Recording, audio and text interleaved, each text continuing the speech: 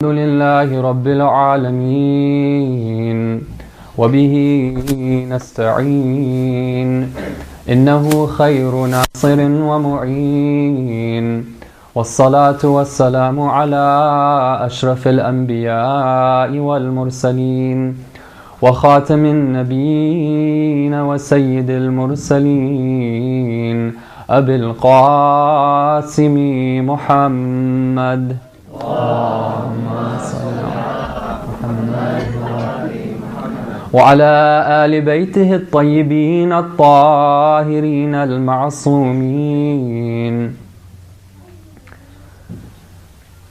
It is the month of Ramadan, and this is the month in which the Holy Quran was revealed. The Quran, given its lofty status, needed a time period in which would be appropriate to receive the Quran. And this was the month that Allah subhanahu wa ta'ala chose. So as we get closer and closer to the night of revelation of the Quran, which is Laylatul Qadr, we have to understand that we're getting closer and closer towards an enormous opportunity for us to get closer to Allah subhanahu wa ta'ala, for us to get closer to the Quran and to get closer to the Ahlul Bayt alayhim as-salam. We've been talking about how to get life lessons from the Quran. In particular, we've been going through the story of Nabi Musa alayhi salam. And those of you who have been following along with us, you'll realize that how it's the case that the Quran is something which is fresh, something which is relevant to all times and all ages. This was something that was emphasized to us by the Ahlul Bayt alayhim as-salam. For example, in one hadith, Imam Al-Baqir alayhi salam talks to one of his companions, and he says that surely the Quran is alive and will not die, and the verses are alive and they will not die either. If the verses were revealed about a people, and when the people died, and if the verse died as well, then the Quran would have died. But that's not the case. Rather, the verse still holds true in the present and future generations as it was true in the people of the past. So just because we're going through the story of Moses, and he lived way back when, it doesn't mean that that story is just history, something of the past.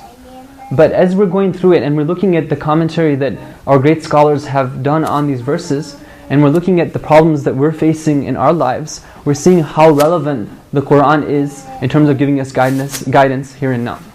Before I go on, I just wanted to ask, do the sisters need more chairs in the back? Yes? Were you okay? Okay, alhamdulillah. Okay, please recite salawat. Allahumma salli ala Muhammad wa ali Muhammad.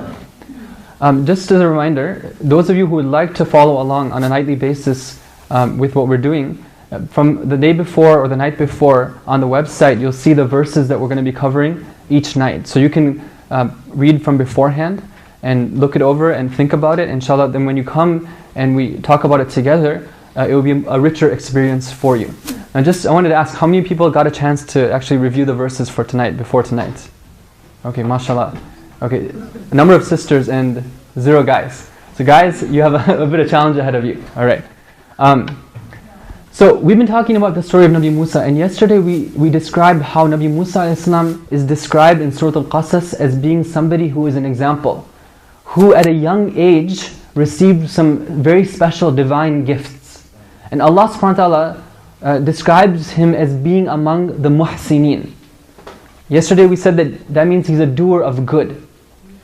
Now, Allama Tabatabai was asked about this. He was asked, when the prophets of Allah are described as being muhsineen, as doers of good, what exactly is meant?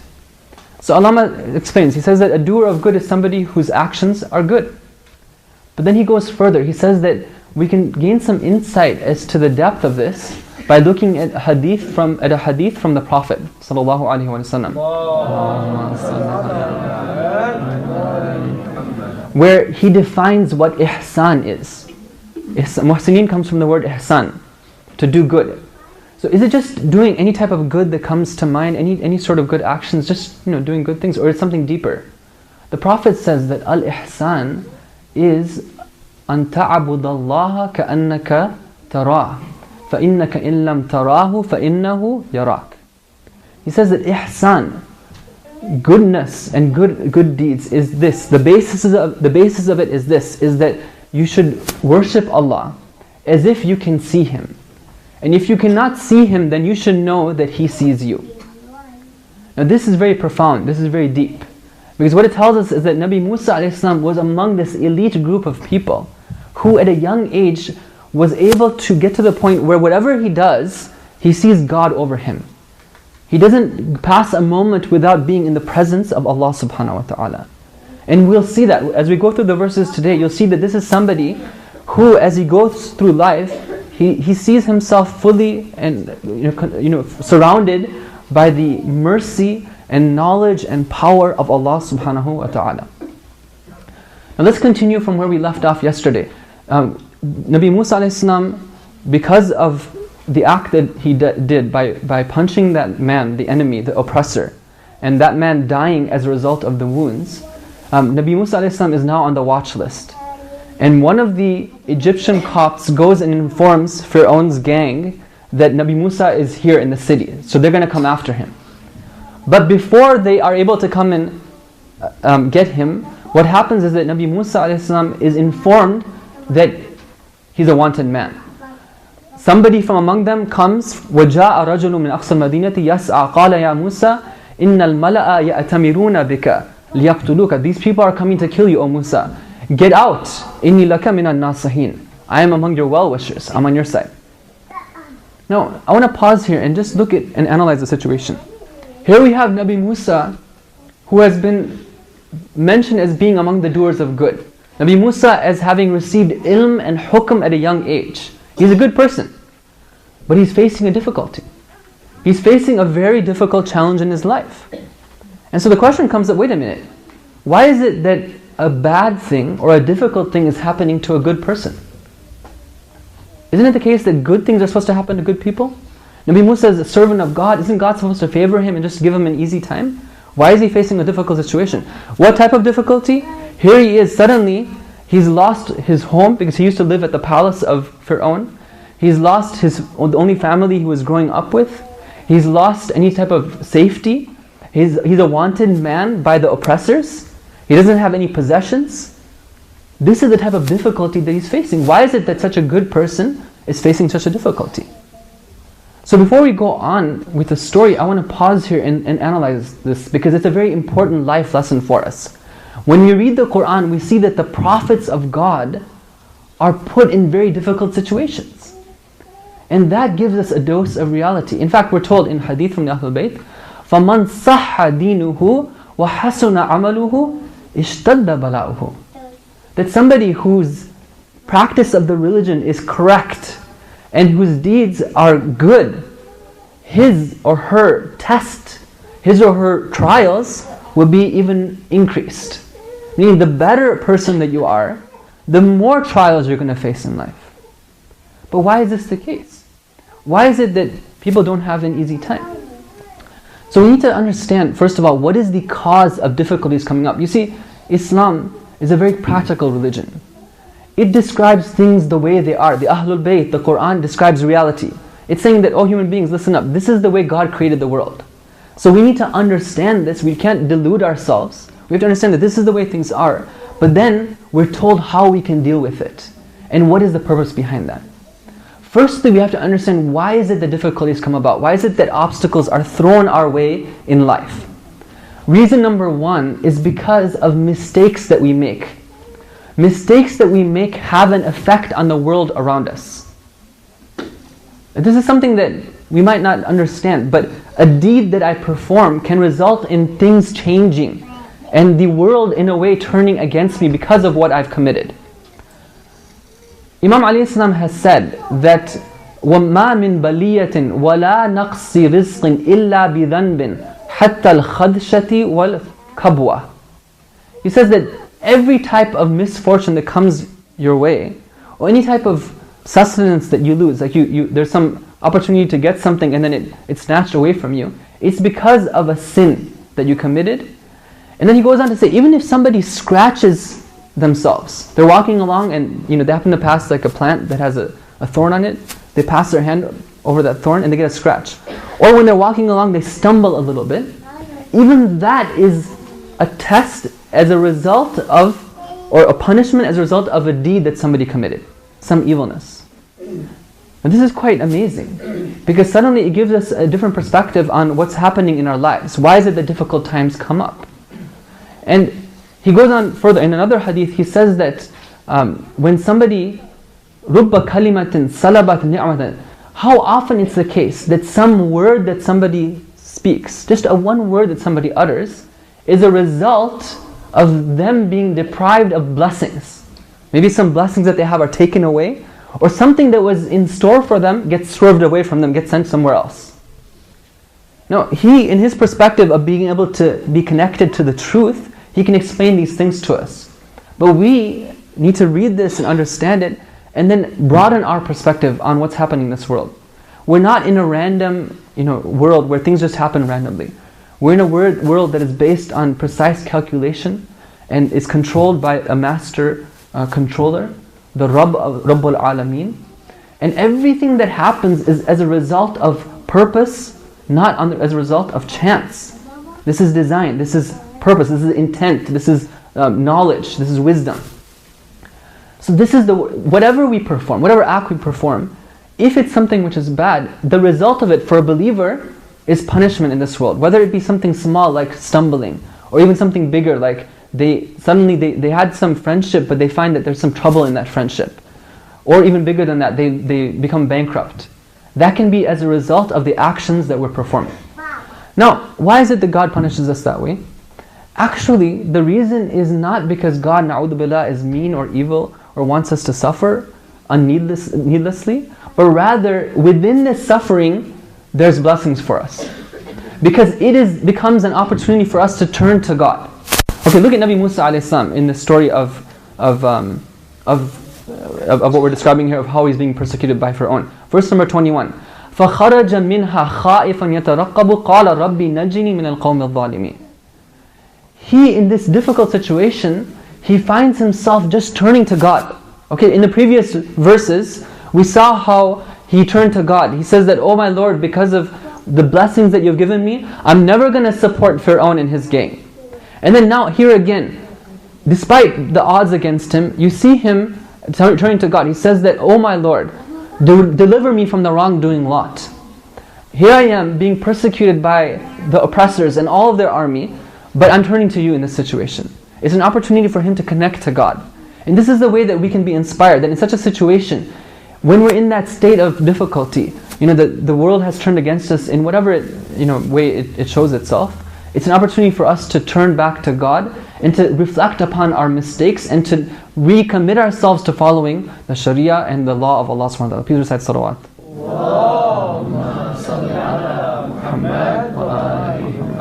So we talked about one reason why people get tested. There's some other reasons as well too, but another one is not because of a sin that somebody commits, but rather because the world is here in order for us to be tested.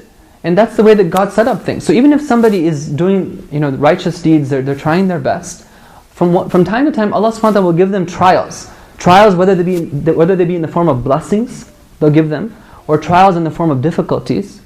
And these become an opportunity for them to show their true feathers. If life was always the same, and there was no test, then how would God be able to develop us? How would He be able to raise us to higher levels one after the other?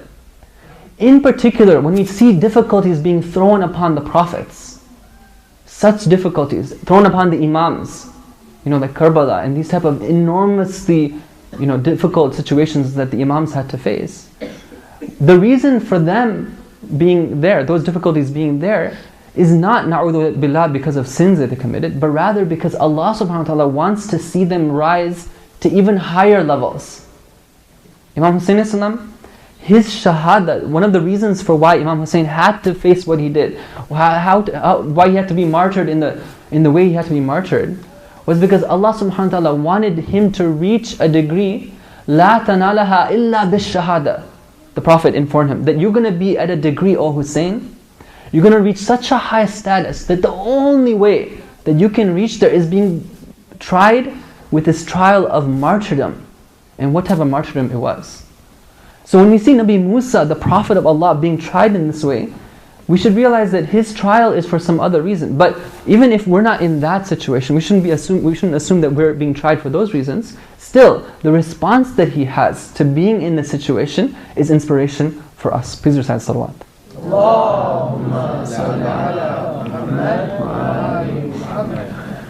فخرج منها خائفا يترقب قال ربي نجني من القوم الظالمين. He left the city fearful, vigilant, and he says, my Lord, deliver me from the wrongdoing people. In a difficult situation like Nabi Musa ﷺ is in, he could take one of two paths at this point. One of two options are available to him. Number one is that he could lose all hope. He could be saying that, you know what, this is too hard for me to do. It's impossibly difficult. Here I have all these people, they're going to chase me. I don't have anywhere to go. I don't have any horse with me. I don't have any food with me. What am I going to do? And he could just start to lose hope. But we see that Nabi Musa ﷺ, in this situation, it seems like he's very strong in his faith. Instead of turning away from God and saying, if there were a God, he would never do such a thing to me, he connects to God. His faith becomes stronger. And this gives us inspiration. If we turn to what the Ahlul Bayt tell us about how to deal with difficulties, they move us, they tell us, encourage us to move in a direction which takes us towards God. One time, this one merchant comes to the sixth Imam, Imam Ja'far alayhi salam.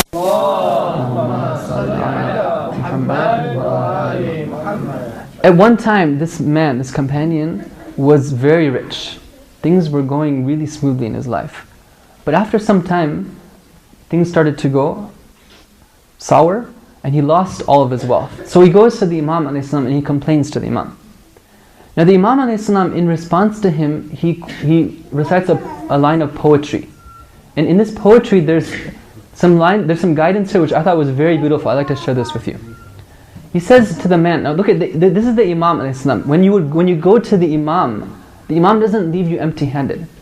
Sometimes he takes care of your problem directly. And this applies to us because we believe in a living Imam. And we believe that we can go to him as well too. Sometimes the Imam ﷺ gives you the solution directly in your hand. He takes care of the problem himself. But sometimes, instead of doing that, he gives you a tool. He gives you the solution such that whenever you're faced with this difficulty now or in the future, you know how to deal with it.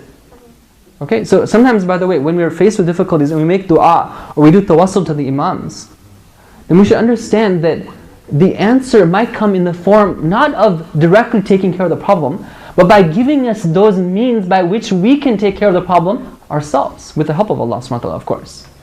So in this poetry, the Imam Islam is giving him a very important outlook on life. He's saying, "O my companion, فَلَا تَجْزَعْ وَإِنْ أَعْسَرْتَ يَوْمًا فَقَدْ أَيْسَرْتَ فِي زَمَنٍ طَوِيلٍ." He says that do not be worried.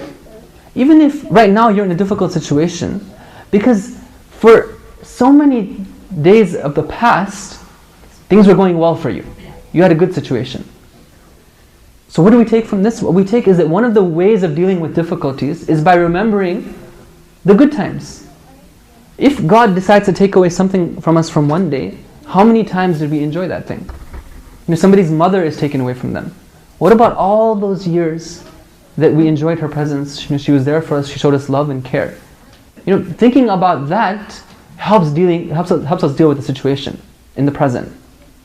The Imam continues, وَلَا تَيْأَسْ فَإِنَّ الْيَأْسَ كُفْرُ لَعَلَّ اللَّهُ يُغْنِي عَنْ قَلِيلِ.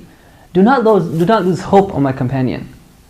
Because losing hope is a form of kufr.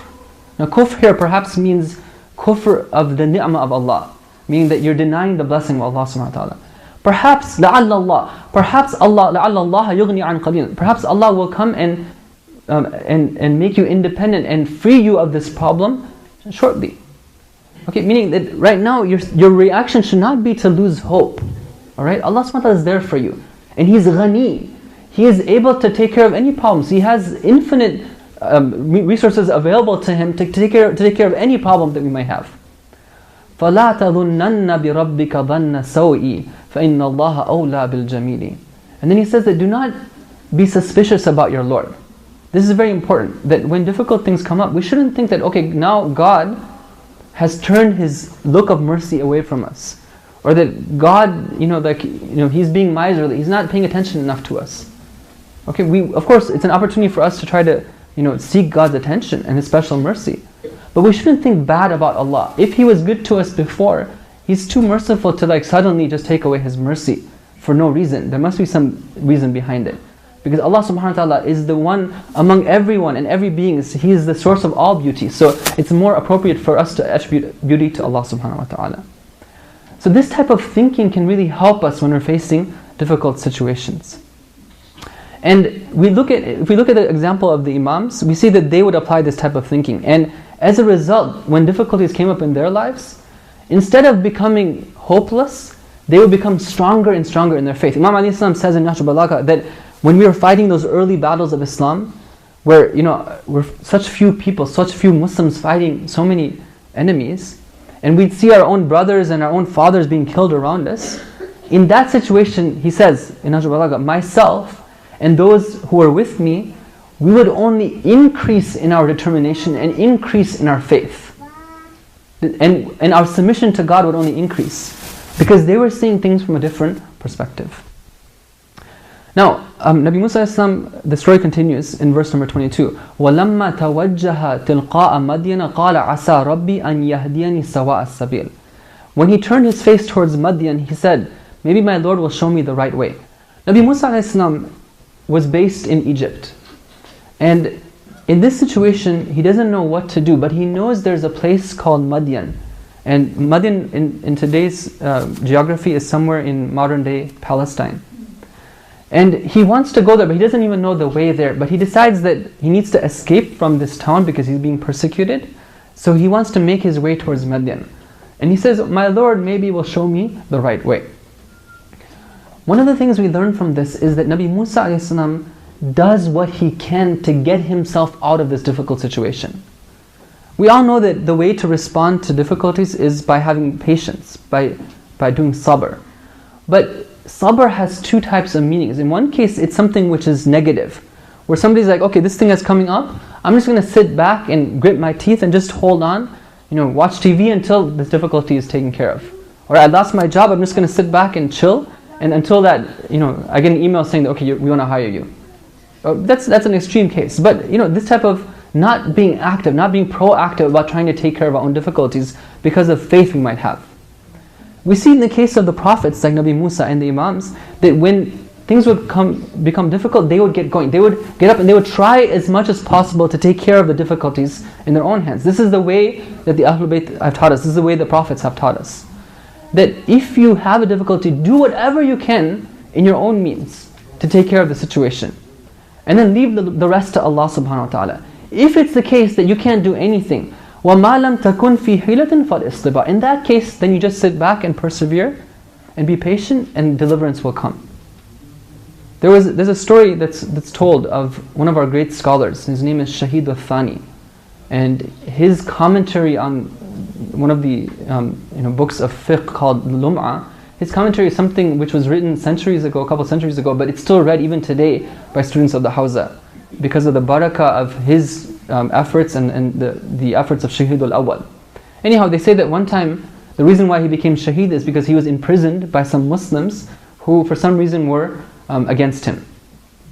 And in prison, he didn't have access to his books. And this was a scholar. It was a very difficult situation for him.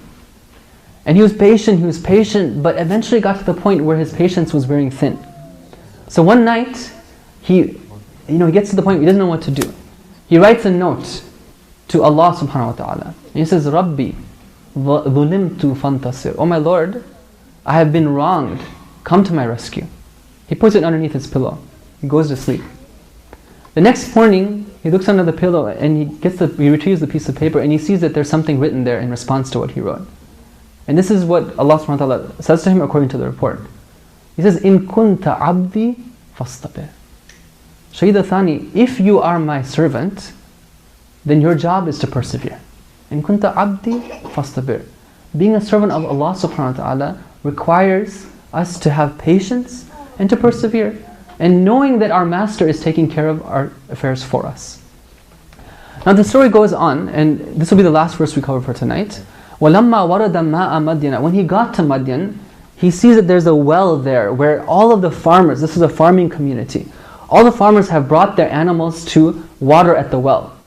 وَجَدَ عَلَيْهِ أُمَّةً مِّنَ النَّاسِ يَسْقُونَ وَوَجَدَ مِن دُونِهِمْ إِمْرَأَتَيْنِ. But there was two women who were standing separately. They were restraining their animals from watering at the well. قَالَ مَا خَطْبُكُمَا. He asked them, what's your business? What's going on? Why are you standing apart from these men?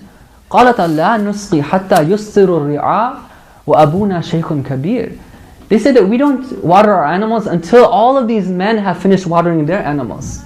And our father is an old man. Now why do they say our father is an old man? Because they know why Nabi Musa is asking the question. He's not just asking, what are you doing? He's asking, why don't you have somebody here to help you? There's all these men here, and they're not giving you a chance to water your animals. Why don't you have somebody here who can, represent you? Because this is a community which is not being fair to men and women. So they tell him that our father is an aged man. فَسَقَى لَهُمَا. So he watered their flock for them. Now, there's a lot of lessons we can learn from this. Inshallah, we'll continue that tomorrow. But there's one point I want to seize upon, which I find very inspiring for myself. Nabi Musa a.s. is a man who has lost his home. When he leaves Misr, he doesn't have anything with him. He doesn't have any type of animal to ride on. He doesn't have any provisions.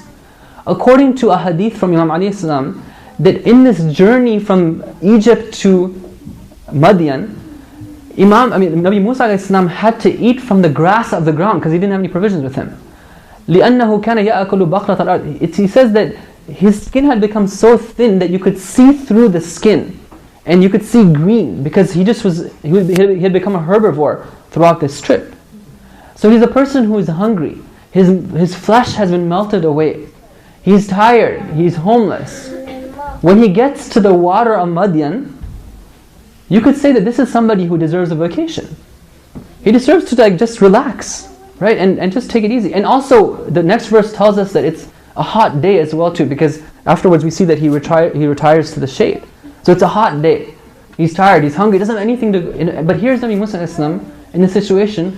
What does he do? Okay, now it's summertime. There's some people, or many people, are still on vacation, so there's some relevancy here. That's why I'm seizing on this point right here. Nabi Musa Islam, despite all the situation, all the difficulties, he sees an opportunity to serve God by serving these two women. And so he jumps on it. I don't know where he gets the strength from, but he himself takes these animals, waters them in the heat and the tiredness, and then he goes off into the shade and prays to God. This is inspiration for us.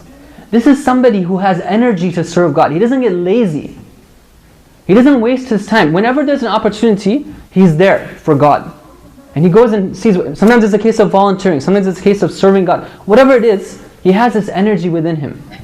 You've seen the commercial of, I don't know if it's still around, but back in the days there used to be a commercial where you had the Duracell, or the Energizer rabbit. Is it still around? You guys seen it? Yeah. Okay, it just keeps on going and going and going, right?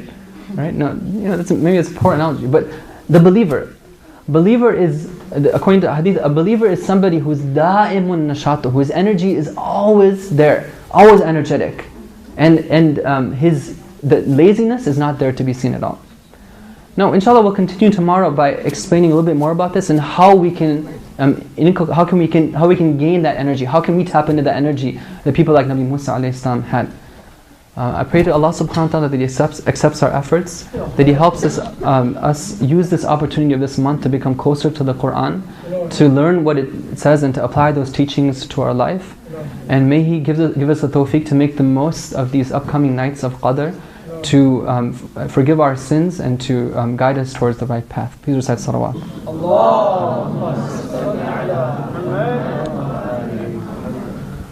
So we have a number of sisters and 0 guys. So guys, you have a bit of challenge ahead of you. Alright.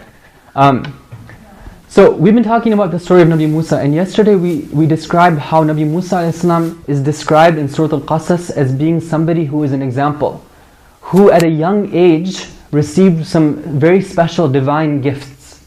And Allah subhanahu wa ta'ala describes him as being among the muhsineen. Yesterday we said that means he's a doer of good.